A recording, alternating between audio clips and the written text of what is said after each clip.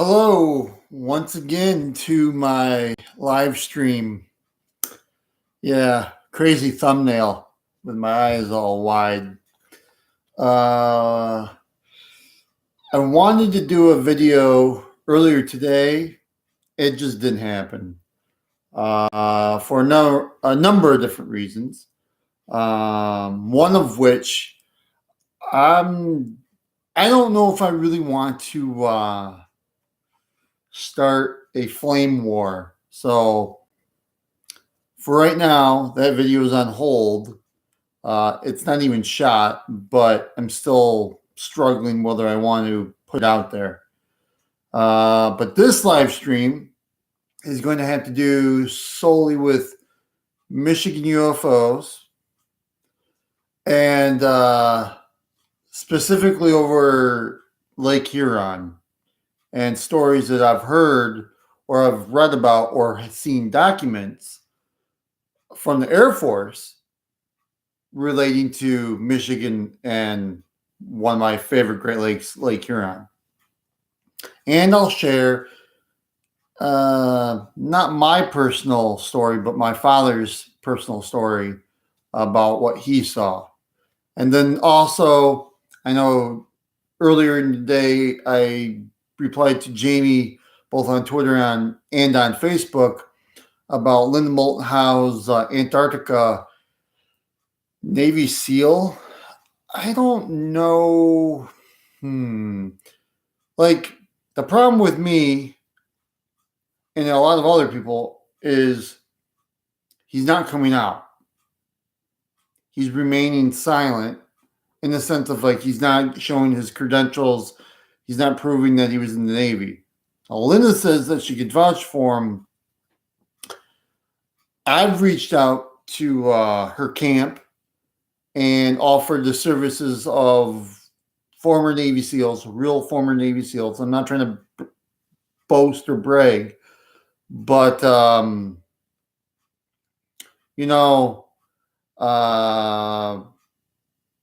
got real problems with somebody saying they were a SEAL and then at least not going public for fear of what have you. If this guy turns out to be fake, that's stolen honor. That's not cool in my book whatsoever. That's really, really shameful. And it would be yet another knock against Linda Moulton Howe. And I'm not trying to knock her in any way, shape, or form. I like her work. I've always liked her work. Has she been gullible at times? Probably. But whatever. We all have. At some way, shape, or form, we've all been gullible for this topic on certain aspects of this topic. So nobody's here yet, which is fine. But Michigan UFOs, namely over Lake Huron, which the reason why I chose Lake Huron is because I spent many a summers at my other grandmother's house on Lake Huron, and sharing the time there was a lot of fun, and being on the lake and seeing all kinds of crazy stuff, not UFO related, but just all kinds. I mean, people are just dumb when it comes to owning a boat and being on a Great Lake and having no respect for said Great Lake. I know, like, for my viewers or friends or colleagues in Europe or England, you guys have some pretty big lakes. We have the Great Lakes here, and Lake Huron being one of the most notorious for its weather, also one being Lake Superior. But Lake Huron, on a dime, the weather could change and you could be screwed. So, and not to rant about a funny story that I have about a newer boat owner who bought a boat and ran it into a shoal or a sandbar. Hey, I know weather. Yeah, Michigan weather is. Yeah, it's crazy. But anyways, Victor, this guy bought this brand new yacht. Well, take that back. It was brand new to him. It was previously used. Older yacht, but not sold. Him and his girlfriend bought this yacht. Didn't know anything about it. And I know this is not UFOs, but this is a funny story. So the guy doesn't know what he's doing, right? And like I said, he ran into the sandbar near where my uncle lives, near Port Huron, Fort Gratiot area. And this guy runs it into the sandbar, and he's like, it's going to, I was going to sink. I was going to sink. The Coast Guard, mind you, had told him, no, don't run it ashore. We'll come get you and we'll tow you to the Black River and tow you to safety. He didn't listen to that. So he drove his boat into the sandbar. Lo and behold, Lake Huron doesn't give a you know what. And she decided to punish said individual and leave him just with a engine block by next morning. And these were only 5 or 6 foot waves. Yeah, they're high, but not the highest I've ever seen. And his boat literally was reduced to just an engine block by the morning. The next morning, it was just an engine block with a oil slick. The boat had broken apart and there was nothing left. So Lake Huron is no joke. And I've got other stories, but that's not UFO related. It's just a funny story. And then some people would say, Chris, that's not funny because what happens if that was you?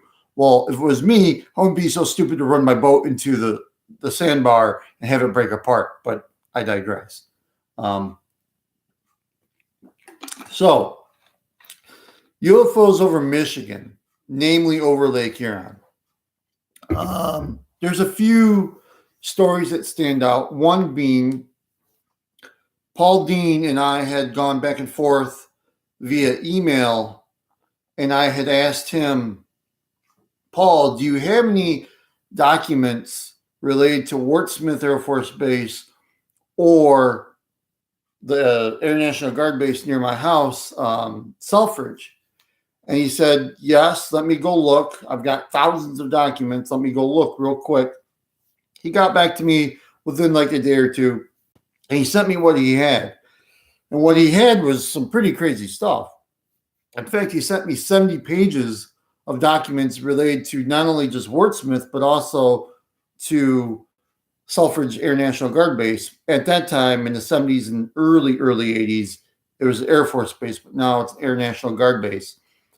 So during the late 70s, 75 being a prime example, Wart Smith was a SAC base, a Strategic Air Command, better known as the air base that would have B-52s with nuclear weapons on board ready for launch to take off to Basha. Obviously, this is at the height of the Cold War, 1975.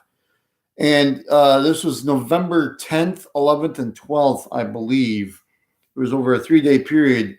And they had encounters where these fast-moving radar targets would fly from Ontario through Lake Huron and near the Alpena Oscoda area. And they had scrambled, I believe they had scrambled some fighters, but whatever that fast-moving target was had left the area, and those fighters never saw anything. I think what the second night or second time, the second day, I should say, they launched helicopters and a KC-135, which if anybody knows what a KC-135 is, it's a giant like airliner, but in the Air Force, it refuels aircraft, whether it be B-52s or fighter jets. And they're not very fast. They're only going maybe 400 miles an hour, maybe. And that's like pushing it. So they scrambled KC-135s to go track this unknown object that was again seen on radar. And then the third night, they launched helicopters and had a KC-135 that was circling for a training mission that was diverted and sent to try to find these unknown targets. But at that point, that third night at Wurtsmith, these encounters had gotten a lot closer to Wurtsmith, which was worrisome for them because they're a SAC base. I mean, they hold nuclear weapons there, so they're not wanting it to be Russia and to get attacked. So, like I said, they sent out helicopters and diverted another KC-135. And the KC-135s never got close enough to said UFO, and the helicopters never really were. I don't even know why they would launch helicopters. And then in that same report, guys on the ground at Wurtsmith reported they saw helicopters, but later in that same report, they referred to them as UFOs. So that's where it gets kind of wonky a little bit. So were they seeing their own helicopters? But I would think if you're in Air Force, you're a trained observer. You would know what a helicopter is, right? Versus an unidentified flying object. But that's, maybe I'm wrong, but I just don't buy that. I do think that whatever was happening those 3 nights in November 1975 was of extreme importance. In fact, it was because it was written in a couple books too. Larry Fawcett and I can't think of the gentleman's name, but that book, Clear Intent, it details this case over those 3 nights. And they too talk about these UFOs that would come over Ontario, fly over Lake Huron, and buzz Wurtsmith. Now, what was crazy is I've heard through the grapevine that there are people that were on the base who claim that these UFOs did come over Wurtsmith, the Air Force Base itself, and fly over the nuclear weapons storage area. Didn't beam anything down, but they were over that area. I've not been able to, let's just say, concretely identify these people. I know of them. I know one said individual has moved to the West Coast, namely Seattle, after they retired from Wurtsmith or from the Air Force, excuse me. So that case was a huge one, in my opinion, because over a 3-night period, 3-day period, 3 nights, 3 days, whatever, they had encounters at this base. Mind you, I want to say a year later, in the same documents that Paul Dean has given me, at a radar station that I didn't know existed, in Nathuma, Michigan, near Caseville, tracked a target that was going 9,000 miles an hour over Lake Huron into Saginaw Bay, and clipping where Caseville and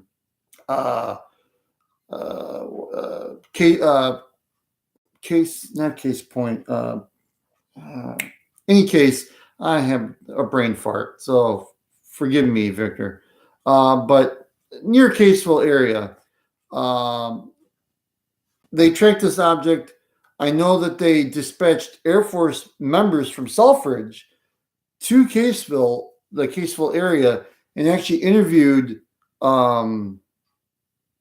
they interviewed not a DNR representative. It was a park ranger of the area, and I'm trying to think.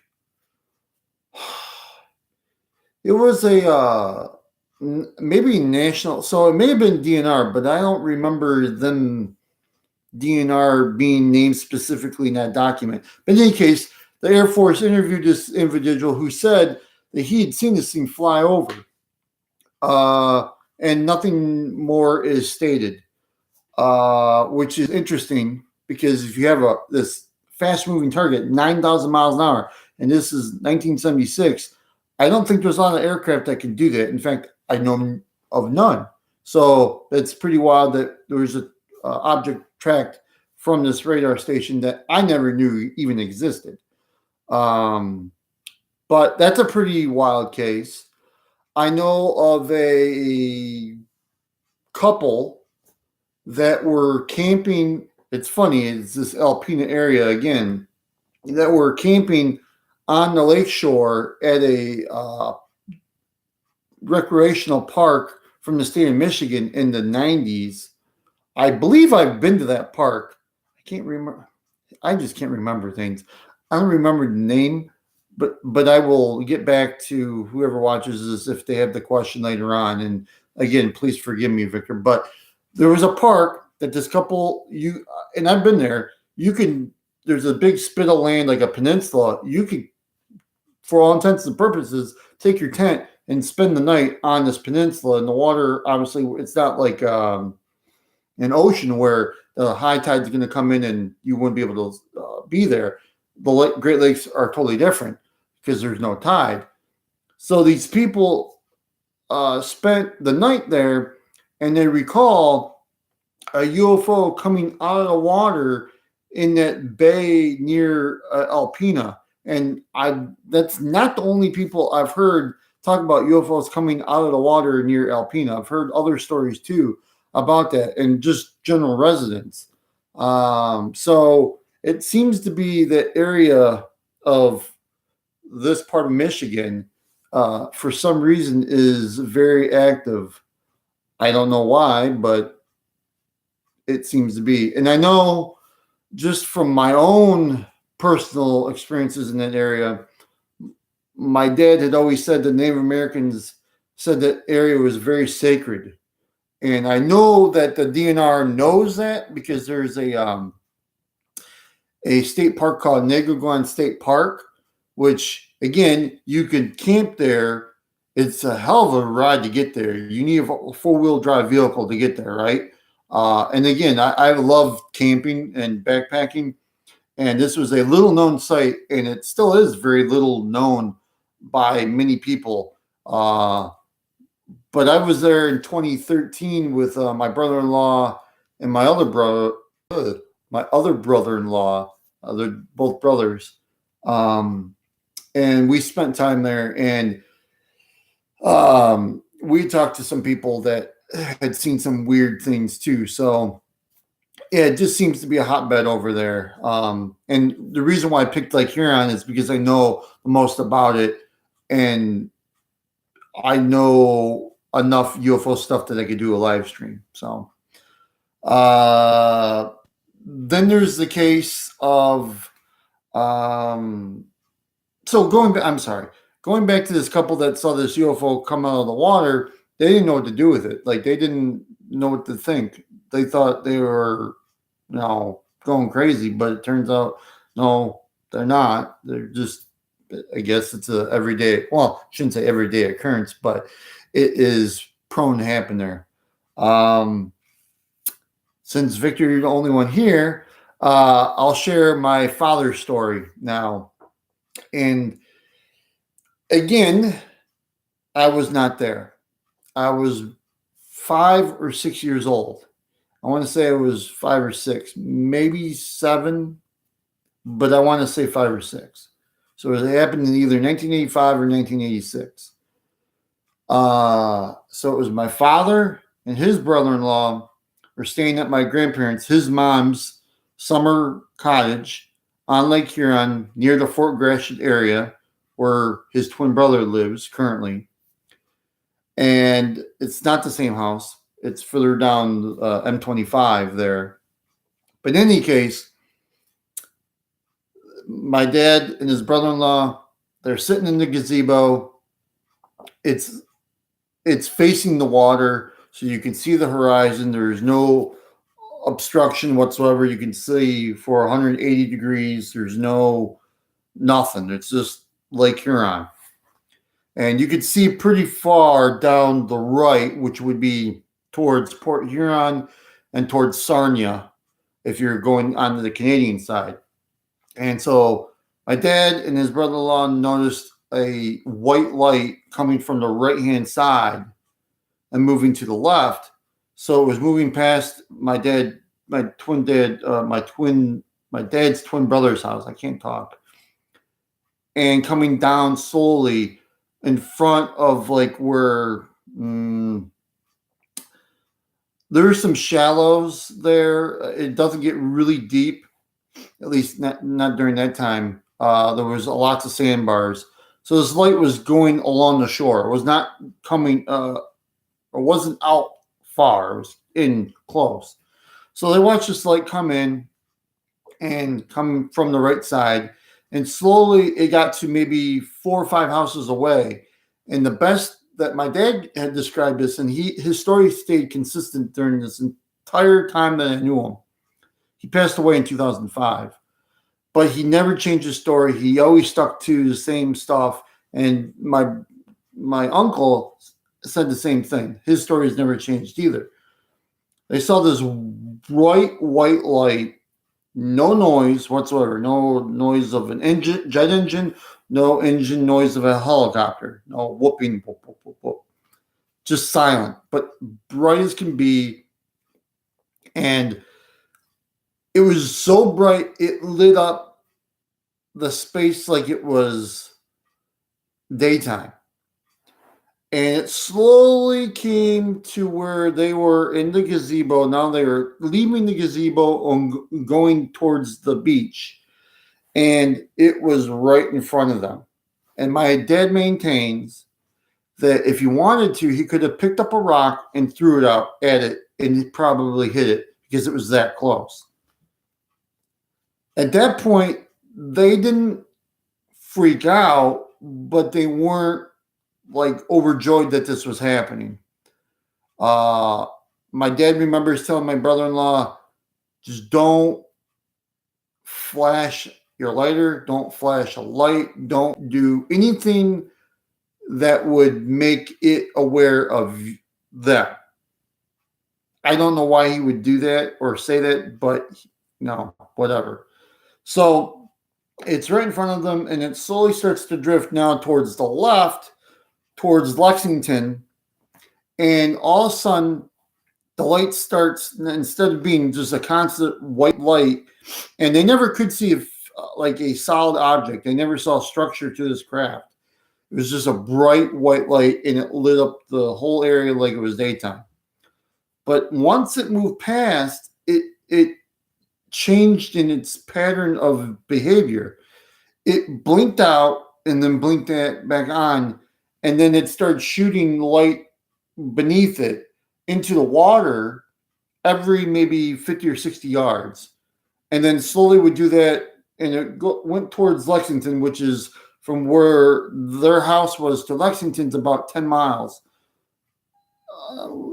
give or take, maybe 9.5. But in any case, the light kind of just, I know that seems like a long distance, but like I said, they have such an unobstructed view that you could see all the way. Even to this day, you can see all the way to Lexington because it arcs out into the field of view.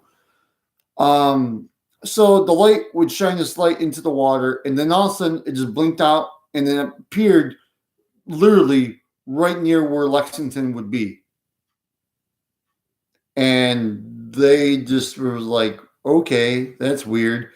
And they went inside. They really just discussed it a little bit. We saw something weird. We didn't know. I know my dad, I was not there. I was still at home with my mom in Milford at the time. I remember my dad coming back that Sunday because this happened Saturday night going to the Sunday morning. And when he came back, the first thing out of his mouth was, Chris, I saw something. And I remember, and he detailed it, and he was like, I just don't know what I saw. It was really weird. I don't remember anything out of place. And through the years, I would ask my dad, do you think you had any missing time? Do you feel that this was a UFO? And he was like, no, I don't feel it was a UFO in the sense of extraterrestrial. It had to be a government aircraft. And I was like, wow, really? You didn't hear anything? He's like, yeah, I get the feeling it was a government aircraft. So I don't know. I've asked my uncle, and I'll be honest, I'm not on great speaking terms with my uncle now due to some family issues. But the last time I did talk to him about it was like 2011, 2012. And he repeated the same story to me verbatim and didn't change anything. And he says he thinks in his mind it was a UFO because I mean it was unidentified, right? Unidentified. It was a flying object. It wasn't, going on in the water. Uh, he doesn't know. And he, again, I asked him too, do you feel that you had any missing time? Did you have any weird dreams after that? He's like, no, nothing weird like that. So I don't know what that was all about. My dad was in the camp of it was probably some kind of military aircraft, and my uncle saying, no, it was UFO. I don't know. I wasn't there. I have no idea. It was just a strange story that I could share. Um, it's funny how, looking back at my life, my dad was a unique individual in the sense of he was pretty lucky in some of the stuff that he had found and or experienced. And one of the things, and I'll have to share this by camera on my phone, I'll have to shoot a video, is not a lot of people know this, is I own, due to him and me having really hard work, doing hard work, I should say, owning a huge meteorite. Yes, it is meteorite. It fell in 97. Yeah, 97, and we found it in Highland Recreation Area, which is a favorite hiking area of my dad and even mine still today with my daughter. Some people thought, no way, Chris. And I think I've shared this like knowledge with other people, but I can't remember if I've mentioned it not like with everybody. I can't remember. But yeah, I own this meteorite, and yeah, see, yeah, it's huge, and most meteorites aren't that big. And actually, what's funny is, yeah, I'm trying to think whether I want to say this or not. Let's just say there's a local celebrity on a radio show here in Metro Detroit that is also very much into meteorites, but he's also very much into UFOs. And when I shared this picture with him, he was like, holy mackerel. I mean, that's not the word he used, but he was like, holy crap, like that's huge. I remember, and I know this is not UFO related, but it seems like we just, I don't know, I had an experience as a young kid. Who knows? Maybe they're trying to show me stuff. I don't know. It's pretty cool to have. I remember in the late 90s and even early 2000s, my dad would like call University of Michigan and they didn't believe him. And then he chipped off a piece and sent it to him. And they're like, oh, yes, this is definitely an interesting sample. Because then, not now, but then in 97, you could take a magnet and it was magnetized. And those meteorites are even super rare. They're really hard to find, and people pay a fortune. Not that we're trying to get rich, but I do know that like a meteorite that size would probably fetch, at that time in 97, maybe $150,000 to $200,000. But now, I don't know what the going rate. I know that this local celebrity, who I won't blow up their spot, I know that he had expressed interest in, possibly wanting to see it in person. Actually, I know I shared this story with one of my daughter's friend's fathers, and he actually drove by the house to take a look at it because he didn't believe me. I showed him a picture. He's like, whatever. And then he got out and saw, and he was like, holy crap, that thing really is. Because there's rust marks on it and everything. But whatever. I mean, I know I'm kind of just going off on a tangent, but I don't know that I want to sell it. Like, really, Victor, I don't know that I really want to sell it. I think that I want to keep it because it's so friggin' cool. I mean, here's a rock from space. I know the University of Michigan, like I said, initially didn't care about it, and then they kind of changed their tune. And then I know there was a private collector out of Arizona who expressed a lot of interest, but ultimately decided not to buy it. And that's fine. Actually, I'm glad. The thing weighs probably close to 80 pounds. Hey, man, what's up? Hey, James. Yeah, so Michigan UFOs over Lake Huron. I'm trying to think, Victor. I'm kind of run out of stuff to talk about with Michigan UFOs. Oh, no, I haven't. Here's a little known fact that's kind of relevant now that I guess some researchers would be like, ugh, but I guess I could share it here. So obviously Project Blue Book is a History Channel show that either you'll love it or you hate it.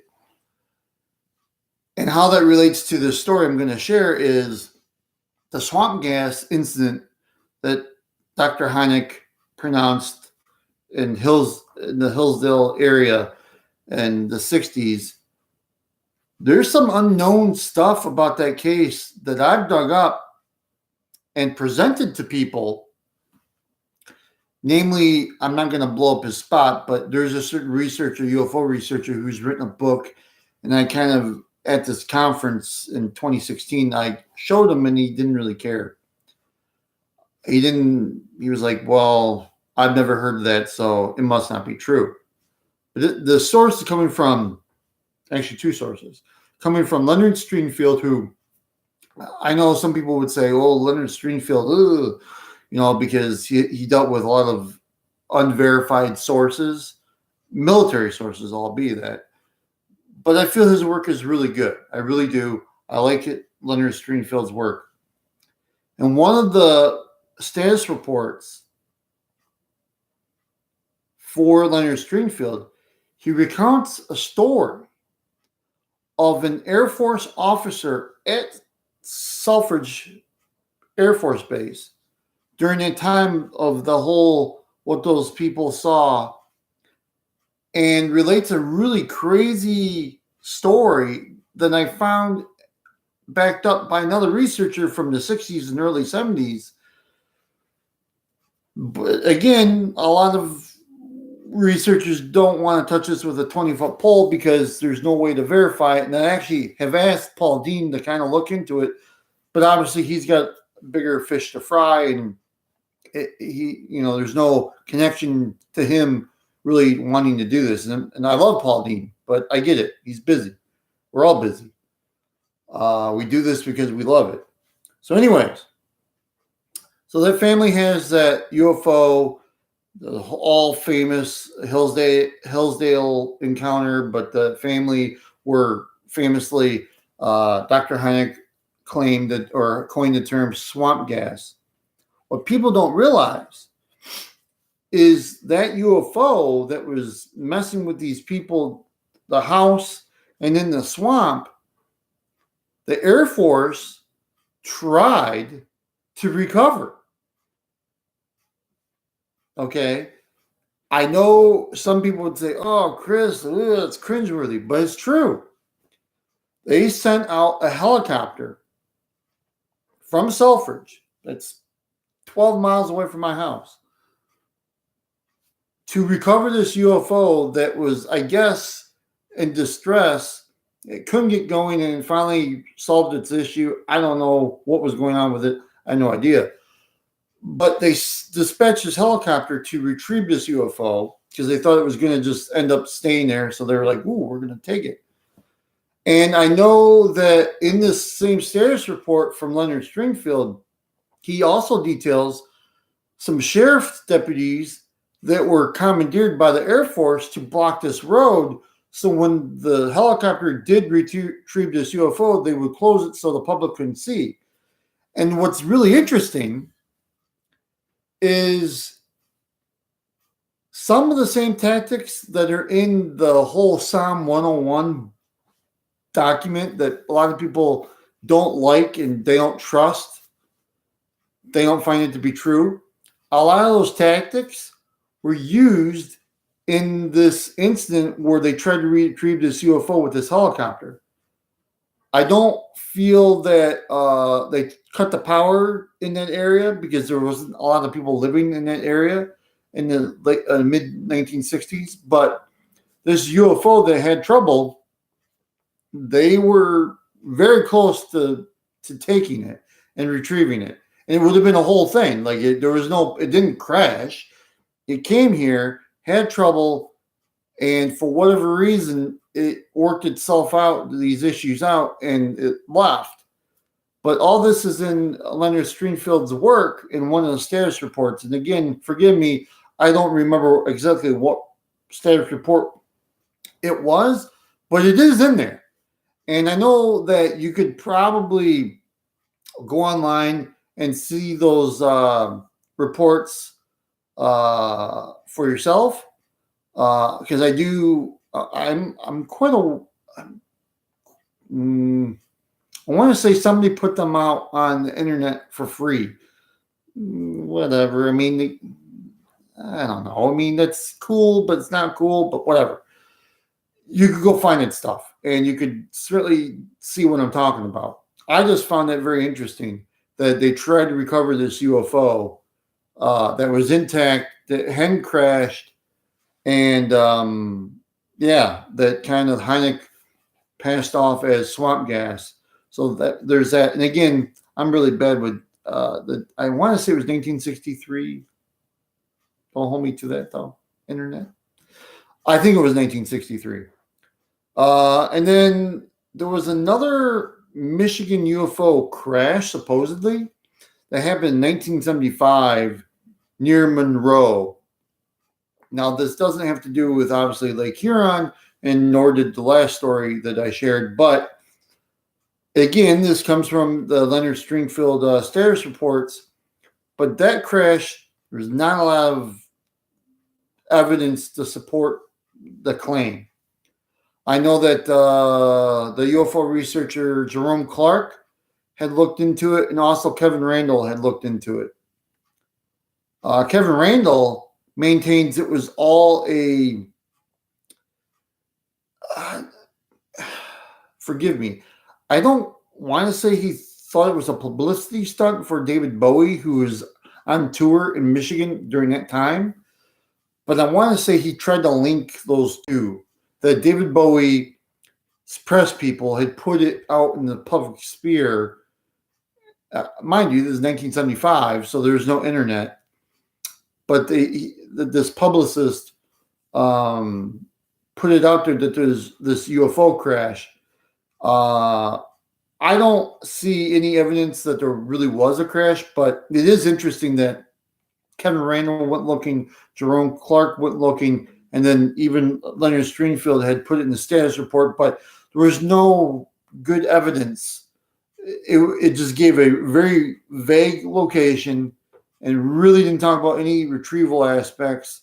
And the fact that David Bowie's representatives were calling the radio stations in Michigan in that time frame, who knows? That's a really weird publicity stunt. So you're going to say the UFO crashed and you're going to get put butts and seats like at Julius Arena or at the Grandy Ballroom or wherever David Bowie's performing during that time. I don't know. I wasn't around during that time.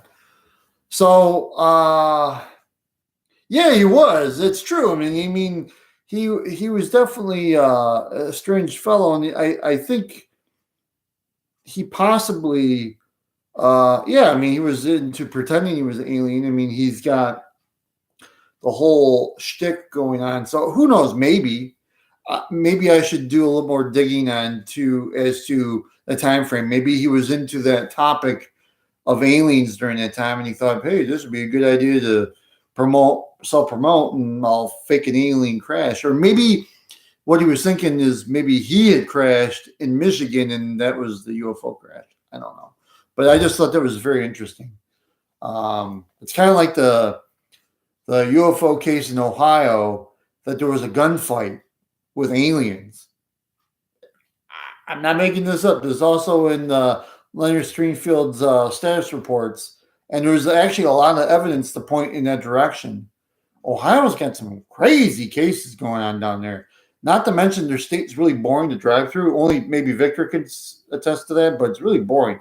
It's very flat for the first 3 quarters, and then the last quarter of the state is like mountains and hills come out of nowhere once you get towards the West Virginia area. But yeah, if any of you guys have a question, feel free. Truth, it's coming forever. Oh, truth, it's corn forever. I'm sorry, I can't read that far. My eyes are bad. Yeah, corn forever. Yeah, for sure. But yeah, Ohio's got a really long history of UFO stuff. Maybe I should cover that in another live stream. I mean, I could touch on it a little bit now. But yeah, there's that status report where these aliens get into a firefight with the army. It's crazy. I know. It's like, what? And this happened like 72 or 73. So it was kind of modern era, in my opinion. So it wasn't like crazy people. And then there's always the Berlin case with the Huey. And now some people would say, like Peter Sturrock has studied that case, and he thought there was some solid evidence to that case. I don't know that I would go with that. I'm of the opinion that they kind of maybe messed with those guys in that Huey with maybe LSD. Just saying. I mean, that is definitely a possibility. I know Nick Redfern had kind of looked into that too. Even my good old nemesis Jack Brewer, I believe, had looked into that too. Actually, a lot of people looked into that case because it's a pretty wild case, that Huey case that was flying over Berlin, Ohio. And by the way, I've been to Berlin, Ohio. It's a happening Amish community. It's very happening. They really they redid the roads in the last year and a half, and they've made the downtown wider. And the Amish really embrace people coming to Berlin. It's literally in the middle of nowhere. Like my wife and I and my daughter went there this past summer, and there is nothing there. Like once you leave Berlin and you start heading north, there's nothing there. There's cows and corn. I mean, it's not a really good place to get lost. So yeah, Ohio for some reason has got some strange stuff going on. But Michigan, yeah, it's got its own weird stuff. I'm trying to think of other UFO related stuff. In more recent time, Dan Warner, who has passed away, unfortunately, in 2017, in October 2017, maybe November. I want to say October. He was a good friend, but he passed away. He would film stuff. He actually, if you go on YouTube and type in Dan Warner, he had filmed some stuff that was, I don't necessarily think it was a UFO from outer space or somewhere or interdimensional. I definitely feel what he was filming was definitely a black project of some sort. And he's filmed it multiple times. I mean, the guy was very what's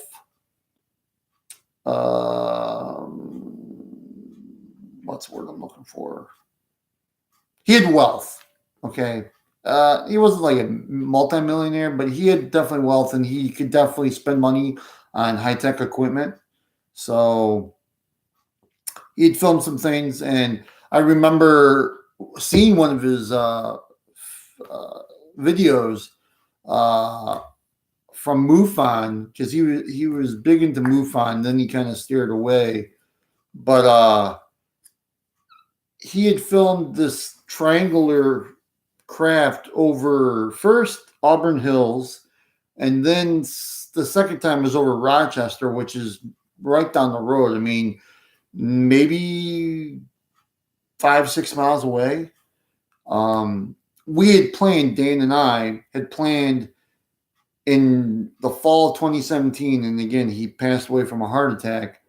Um, we had planned to have him come to where I live in Macomb here in Michigan for people out of the state or out of the country. Um, and there's a field that's not that far away from my house that nobody really uses. I guess people do use it, but during that time, nobody would be using it. And we were planning we wanted to film possibly or have a sky watch and see what we could get.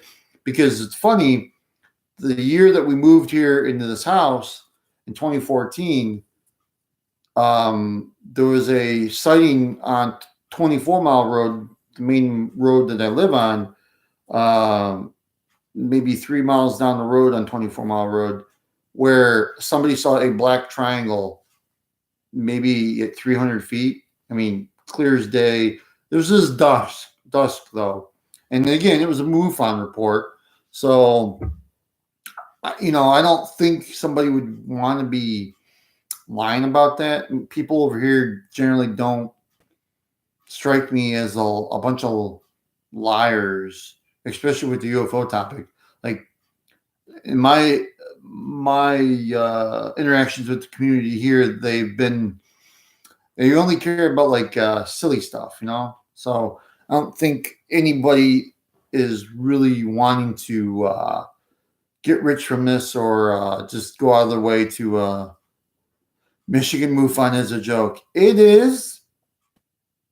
With that being said, Victor, though, I've met and been with the state director, William, I never can say his name, Konkolensky.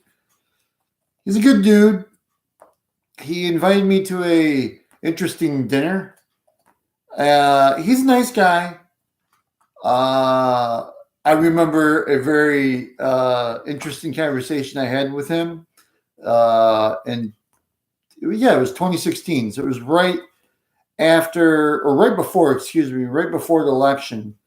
And this is when the whole Tom DeLonge stuff with the WikiLeaks was coming out. And he just thought it was all garbage. He just thought that was going to end up being nothing. And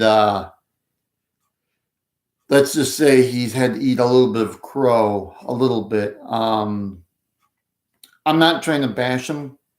I like him as a person. But yeah, Michigan MUFON, when I went to the big conference in 2016, March of 2016, it's a zombie apocalypse show, man. It really was. I mean, there's a bunch of, and I'm not trying to like start a flame war, get people pissed, but it's a bunch of old people. And there's no new ideas allowed. Yeah, a bunch of old folks. Yeah, it is. It really is. It's a bunch of Geritals who don't like new ideas, don't like new people coming in, yet they bitch that there's no young blood into this field. And then when you get there, they bitch that you're doing it wrong. And I know I've like the last 10 videos I've done, I've been saying it, or not 10, but the last couple of videos, people have been hearing me repeat this, but it's the truth. Like, they bitch that there's not enough young people coming in. And when you get there, yeah, it was like, yikes. Yeah, I mean, like, the conference I went to had Peter Robbins, Grant Cameron, Mark O'Connell, the quote unquote, I'm the Heineck expert, so anything anybody else says is malarkey, and Project Blue Book, the UFO show, is garbage because they didn't ask me to be a part of it. Well, did I just say that? Whoops. It's the truth, though, because he's so mad that they didn't involve him. But whatever. And plus, he's written for TV. What did he think was going to happen? That they were going to turn into a documentary? It's TV. Get over yourselves. But whatever. Yeah. So, and then there was John Tenney at this at that MUFON conference, and I've met John Tenney again later in that year, 2016, in July of 2016, and I shared a interesting story with him, and again, I'm not trying to blow up his spot or make people not like him, but he came off as a bit of a jerk. Just saying. And then even on Twitter, he's not the nicest guy sometimes because well, whatever. He's just a Michigan, again, he's a Michigan UFO / weird researcher. And I get the sense that this is just the vibe that I pick up from him the 2 times I've dealt with him. He just feels like he's better than you or I, and he's doing it better. And really, whatever, that's cool. I tried to share my story that had some similar stuff to the same area, and you just kind of blew me and my wife off. So, don't know what to tell you. I guess it will bite you in the ass. Maybe. I don't know. I wanted to go to his UFO thing here in Royal Oak maybe 2 weeks ago, but there was an ice storm. And then I got to thinking, I'm like, do I really want to go and put myself through that when I do the same thing? Like, I'm a UFO researcher too. I'm open to listening to people's other stories. But when you just act like a jerk, I'm probably not going to support you. And William Constable Bill was supposed to be there too. And Bill, like I said, I get along with him fine. Actually, you know what? I'm going to share this story for everybody who's here now. There's 4 of you. I'll share this story. I think I've shared this story only a few times. It's not very widely public, though I did share it on a podcast, but to be honest, I don't think many people listened to that podcast or watched it. So I'll share that story right now. Hold on. Let me take a swig. So the Michigan MUFON state director, after me hounding him at a local MUFON library event here in Macomb County, after he kind of realized that I knew what I was talking about, he came to me after the lecture and said, hey, it sounds like you know what you're talking about. You're doing, seems like you're doing really good work.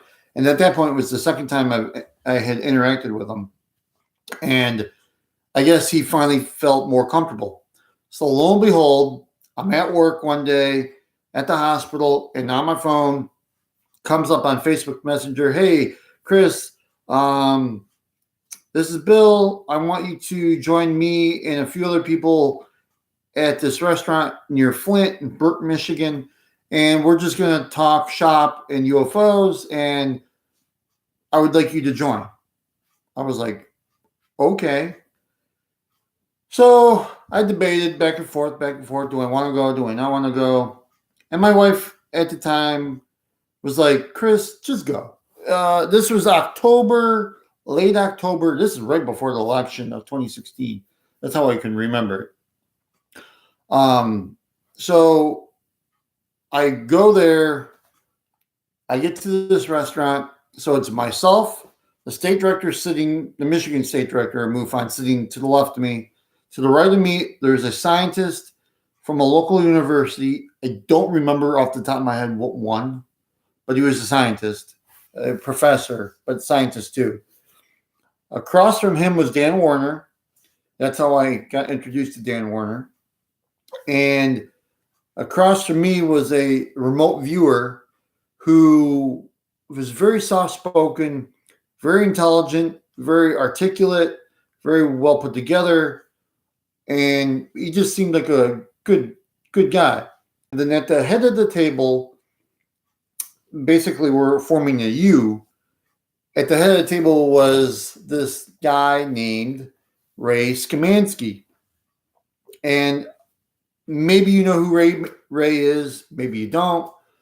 For those who don't, he is a UFO researcher who worked in a civilian capacity for 24 years at Wright-Patterson Air Force Base, but held a top secret clearance at the base for 20 some odd years. So here's this guy who worked at Wright-Patterson Air Force Base in a civilian capacity as a scientist, civilian scientist, but had top secret clearance. And he now turned to being a UFO researcher or self-proclaimed UFO researcher. And he, at that time, was touting a book called 50 Shades of Grays, the play on the terrible movie and terrible book for women. I'm sure Jamie from the UK would appreciate that. So anyway, Ray Skamansky is holding court, sharing a bunch of stories about him, but not in detail.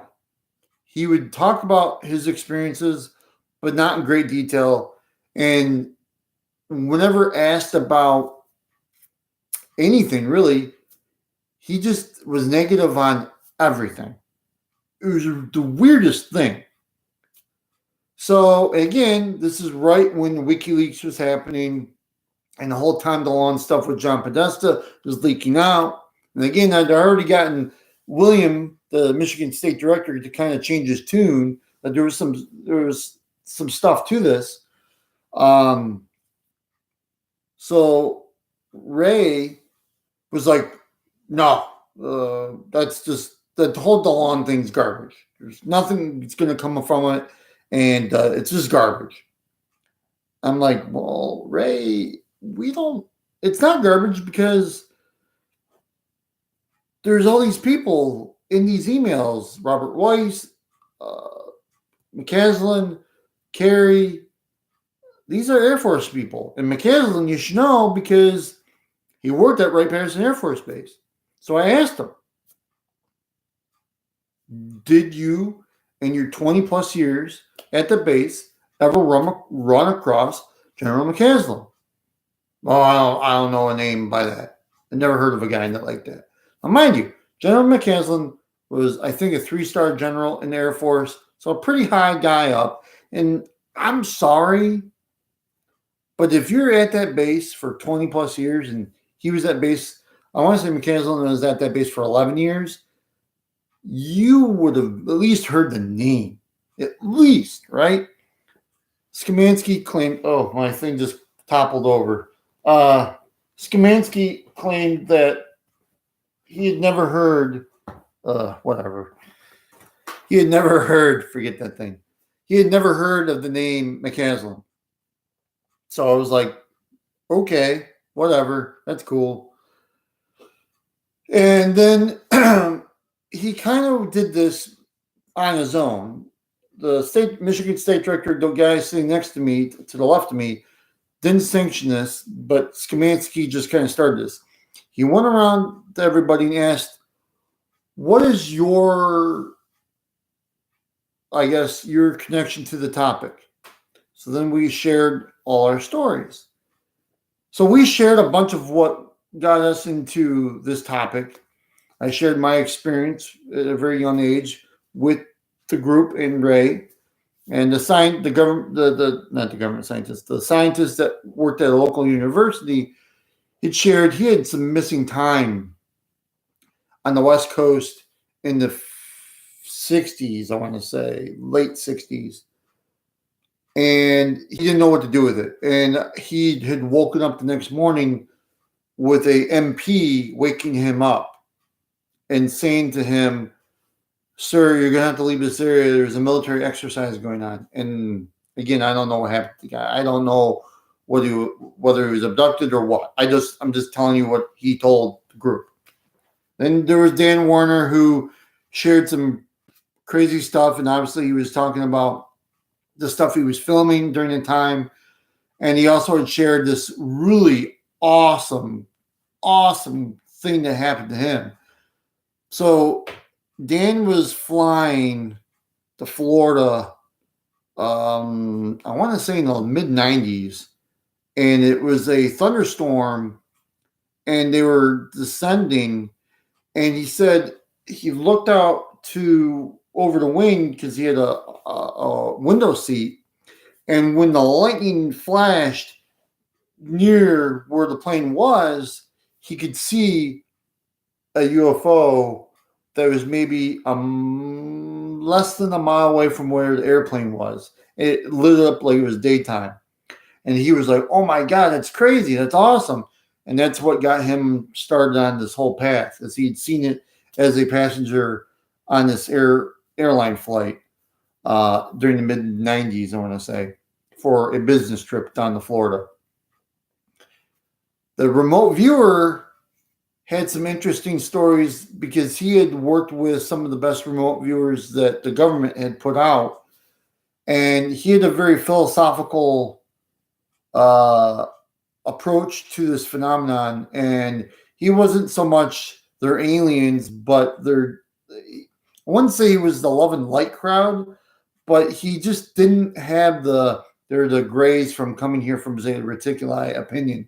He just said that it was more complex. There was a lot more moving parts to this phenomenon than what we had given, what we give credence to. So we get to Ray, and he hears all our stories, and then we naturally wanted to ask Ray, so what got you into this topic? And he really wouldn't share a whole lot. I mean, he had said as a kid growing up in Dayton, Ohio, because he grew up near Wright-Patterson Air Force Base, and he'd always lived there, that he just wanted to know whether the UFO topic was for real by going to the Hangar 18 and that whole mythology. And he never could find anything as to there was or there wasn't. He had heard some stories, possibly, maybe they were into some crash retrieval stuff, but there was nothing concrete. And here's the problem. So Dan Warner's now dead, right? He's been dead for 2 years now. Going to be 2 years this fall. I cannot have somebody tell you, the viewer, or you, the listener, that I'm telling the truth. You're just going to have to go off of what I'm telling you, right? And that makes me apprehensive because I guess the thing I'm trying to drive home here is Ray Skamansky acted like a weirdo the whole time. He just was, the questions he would ask, the things the very specific things, it just was not right, in my opinion. And again, if Dan was here or Dan was able to speak, he would say the same thing, because after this meeting, this dinner, Dan and I talked out in the parking lot for like 40 minutes, and we're like, I think we just dealt with a spook because of some of the questions he was asking us. And then he wants very specific data from all of us. It was just weird. It was really, really, really, really, really weird. And he never questioned William Konkolensky. He never questioned him. And William is a lifelong experiencer, and he never asked him any questions at all. It was kind of weird. And then he just kept going back to, just buy my book. If you want to know what's in my book, just buy my book. And I'm sorry, but if you're an author and you tell me that repeatedly, then I don't buy your book. You got to tell me a little bit. Give me something so I want to buy the book. He just kept telling us, buy my book and you'll learn whether I learned anything about Wright-Patterson Air Force Base, whether there's any truth to the mythology. And I'm like, well, you can't give us anything? He wouldn't share anything. And even when we would go around and ask him about certain cases, he was just very vague on everything. Or like I said earlier, he was negative about a lot. It was really weird. The one thing that kind of like my whoa moment, and actually Dan said the same thing, and even I remember talking to Dan in 2017, Yeah, well, he didn't want to give anything for free, but yet he had a business card, Victor, that you would have to spend money on, and he was more than gracious to give me a business card, which is like, really, you have a business card and you're in this field? Ugh. To me, that reeks of you're only in it for money. And maybe that was his case. Maybe I have him pinned wrong, and he was only in it for the money. Maybe. But he just would not budge on giving anything up from his book whatsoever. Even in podcasts, you could go on YouTube right now and go look up Ray Skamansky, not William Skamansky, Ray Skamansky, and you could go and listen to those podcasts, and he doesn't really talk about anything. It's like the worst listen ever. Like if I was an interviewer, I'd probably self implode because when you're doing something like that, you kind of have to give and take a little bit. So, anyways, the thing that really blew me away during this entire dinner or / meeting was when we were like, you know what, we're tired. He went to the bathroom, and a few of us got tired of him just not giving us anything. So we were like, we got to think outside the box and let's ask him some questions that maybe, just maybe, he'll answer. So one of the things that I thought was going to be interesting to ask him, and I was not prepared for the answer he gave, was what his thought was with MIL labs or military abductions. And his answer literally still to this day blows me away. So I asked Ray, what do you feel about MIL labs? And he said, that's a good question. I talked to one of my Air Force buddies who was in the Air Force, not civilian contractor, but a member of the military. And we had this discussion where I asked him, could we pull off military abductions on a mass scale, like just snatch and grab people from their home? And the Air Force guy came back and said, yeah, we could. You want to know why? Because we have a lot of mothballed installations throughout the U.S. that we don't use anymore, but we mothballed them. And we could take them there, and they wouldn't know who they were. And they're ready to be used, just like brand new. And I was like, what? And I think Dan was like, what? The remote viewer was like, what? And the only person that was like, oh, whatever, was the scientist who was sitting next to me. He didn't really care. Actually, him and I didn't get along very much because I kept pressing Ray Skamansky on the whole Tom DeLonge thing. And then a couple years later, I want to say it was 2017, maybe. Yeah, it was 2017. Because I remember listening to this podcast with Alejandro Rojas at work. And Alejandro had Ray Skamansky on to talk about his book, 50 Shades of Grays. And in that same interview, you can go on YouTube. I'm sure you can find it. He doesn't talk a whole lot about what's in the book. But what he does talk about, which was really interesting, and I found really angering, like, I know that that's not really a word, but it angered me a lot, is all of a sudden, out of the blue, he's telling Alejandro Rojas, oh yeah, General McCaslin, yeah, I knew who he was.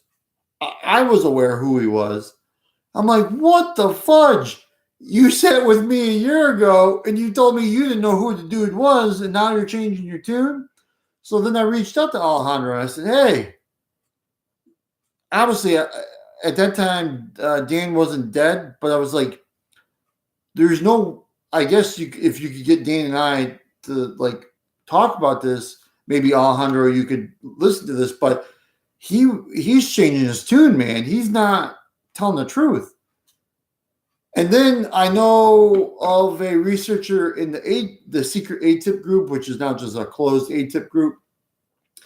They had told me that they didn't believe that Ray Skamansky and General McCaslin were at the base at the same time. From my own research, they shared 1 year together. But, it's just one of those weird things where, oh, I never heard of him. And then he goes on Alejandro's podcast and says, oh, yeah, I know who you're talking about. Oh, yeah, He was, and then he not only that did he remember who he was, but then he said, "Oh, he's a nobody." What? Yeah, I don't know about him, and he just put the vibe. He just put a creepy vibe out there. Again, I wish Dan was here to say the same thing. I mean, I would have him sitting right next to me because he would agree with me. But yeah, there was that, and then with Michigan MUFON, I've never done anything since. I never got asked back, probably because I got into such a heated argument with Ray Skamansky that William was like, "Whoa, this dude's like, he's out there." Like, I don't, and I'm just gonna say this: I take no shit from anybody. I don't care who you are. I will never take any shit. And I know there's probably not that I really care that this will get demonetized, but or will be monetized because I can monetize this video. But I just don't take any shit. And the guy just was an arrogant jerk. So it was just it was a really interesting interesting get together. And I will say this. I know of a famous experiencer that lives here in Michigan. I'm not going to say who, but they have said similar things that Michigan MUFON is not quite right. And I'm not saying like William is like a disinfo agent or anything, or he's connected to the government. I'm not saying it, but what I am saying is possibly he's naive and allows Michigan MUFON to be kind of intertwined with people that are less than desirable. So I can't talk. If anybody has questions or has a question, please feel free. I can't talk. Feel free to ask away. I would love to hear any questions, even about that event that I just babbled on about for the last 30 or 40 minutes. So yeah, anybody got any questions? I know there's 4 of you here. Come on, don't be scared. Even if I can't answer it, I'll try. Again, I appreciate the 4 people who are watching this. The 3 people gave me thumbs up. That's awesome. Thank you for watching this. I'm just trying to do the best I can here. I still don't know how to work YouTube. For crying out loud, I don't even know how to link to my own channel. Like, I don't know. Frank from UFO News Network Sunday. Again, that long that gets me every single time. Oh, I missed what the event was. All right, Mark. So I had introduced myself to the Michigan State Director of MUFON at a local event here in Macomb where I live. And I think he was impressed with the knowledge that I shared with him.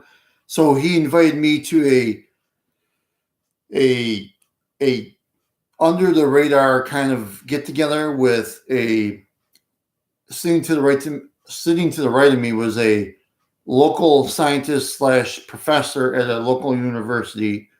Sitting across from him was Dan Warner, a local business person in the Oakland County area who would film, in my opinion, Black Project aircraft. I don't necessarily agree with them being ET, but whatever. And then sitting across from me was a remote viewer who had trained under the best remote viewers during the whole Stargate time and shared some really interesting stories. And he had a really good,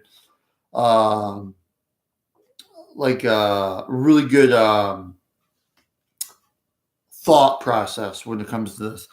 James asked, Chris, do you know the major researcher who is playing both sides? Grant and Melinda were apparently going to out him last year, but never heard any more about that. I've heard that same thing. I have my suspicions, but since I don't know for sure, and I know this is like a cop-out, and you're going to be like, oh, dude, come on. I'd rather not say, but I will say this much. We are being watched. That's without a shadow of a doubt. If you're in this topic and you actually make some noise and you actually do some good research, not that people don't do good research, but if you really make waves in this field, you're going to get noticed. You're going to get on somebody's radar. And I'll say this, I don't think it's just one individual. I think there's a couple. I've said in a previous video that I find it really odd that Rick Doty has come out of the woodwork just in the time frame from when Two Stars formed till now. I find that really weird. And then here's the really weird part. There's people who take his word as gospel. And I'm not trying to throw shade at anybody. If you do, that's fine. I've even interacted with him a few times. But I'm not going to sit there and say that I believe every friggin' word that comes out of his mouth, because he's a known liar. And Frank says that he's a sociopath, quite possibly. Yeah, I mean, I don't want to, because here's the problem. Like, if I say the name that I'm thinking, and then people go, hey, butthole, you're a government spook or whatever, I don't want that to happen. You know what I mean? Yeah. Yeah, no worries. Yeah, I mean, listen, Rick Doty, I just find the fact that people listen to him kind of scary. I mean, like I said, I've had conversations with him. It doesn't mean I'm going to believe every friggin' word that comes out of his mouth. I mean, I wouldn't trust him to do anything right. I really wouldn't. He ruined a person's life. He literally ruined a person's life.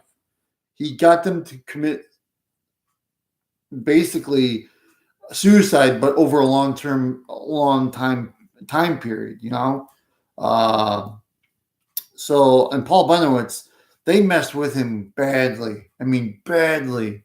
Really bad. I mean, the fact that if you watch Mirage Men, you know that the NSA set up shop right across the street. And what's even crazier, and I actually asked Mark O'Connell about this, and he didn't have a definitive answer on this, but Greg Bishop believes that Hynek is the one who gave Benowitz a computer that the NSA fudged with so that the two computers could talk to each other, and they were sending him the alien messages.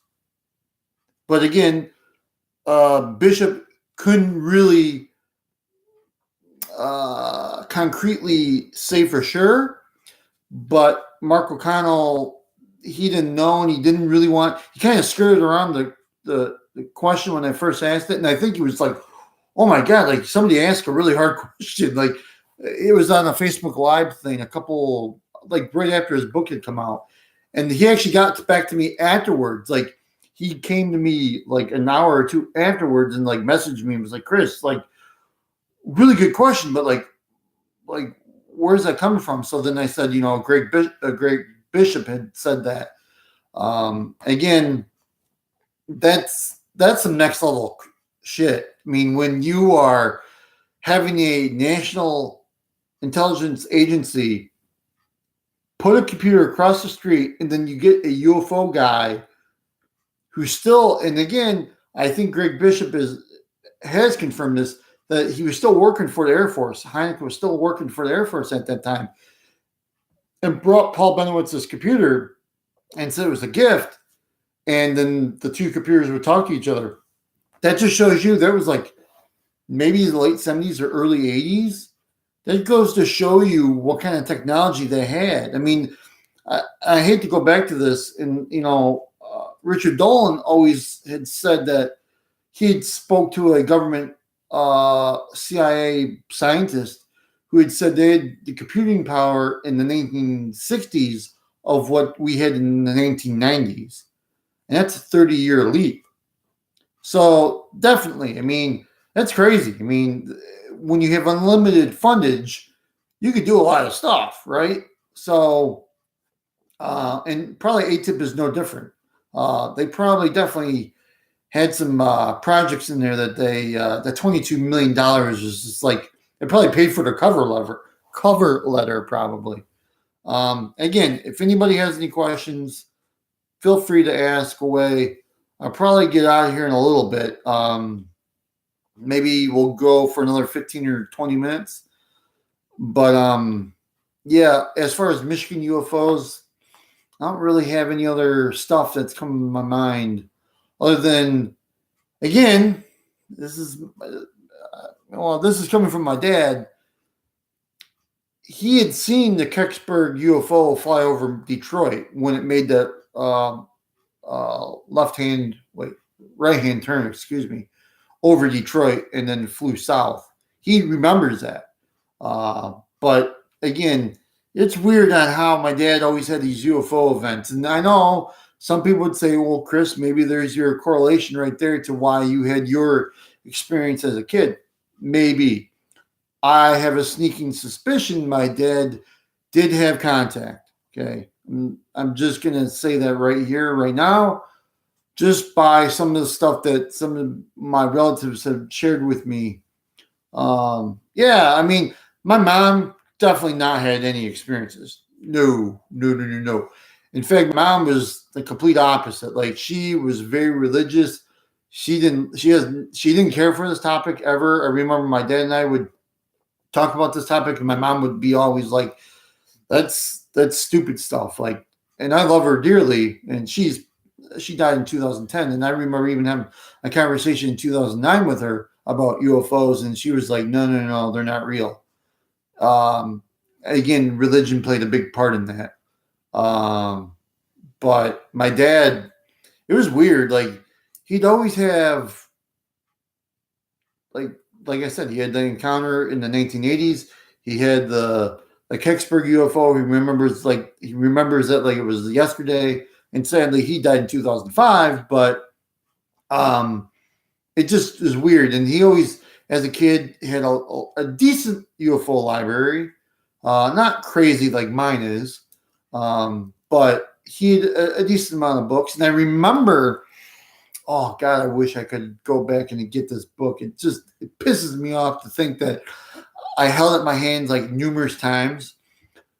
But somehow, whether it be my grandmother on my dad's side or my dad, the government wants me to shut up. I don't know. No, I'm joking. But hey, guys, I'm going to end it. Thank you for watching. Now only one person's in here. Ooh. So it probably did crash. Wonderful. All right, guys. I'll catch you later. Thanks for watching. Please subscribe. Thank you for watching. I know I just said that. Thank you for watching. Thank you for watching. Thank you for watching. Victor, I'm going to leave because I got to go pick up my daughter here soon. Thank you, Victor, for watching. Thank you for, no problem, man. I'm an open book. Like, I'm not going to shy away from sharing a story that happened to me personally. Like, my wife says all the time, you shouldn't share anything. I'm like, well, no, you should. I feel that you should. If something happened to you, you should share it. I'm not like, I'm not trying to gain notoriety. I mean, shit. I could easily write a book. I choose not to. I don't want to. I don't have the time for that. But man, thank you, Victor, for watching. Thank you all for watching. I'll catch you next Friday for a live stream. I don't know what topic I'll think of, but I'll think of something good. Until then, thank you for watching. I know I've said that like a million times, but again, thank you for watching. Love all of you. Have a wonderful day. Peace out.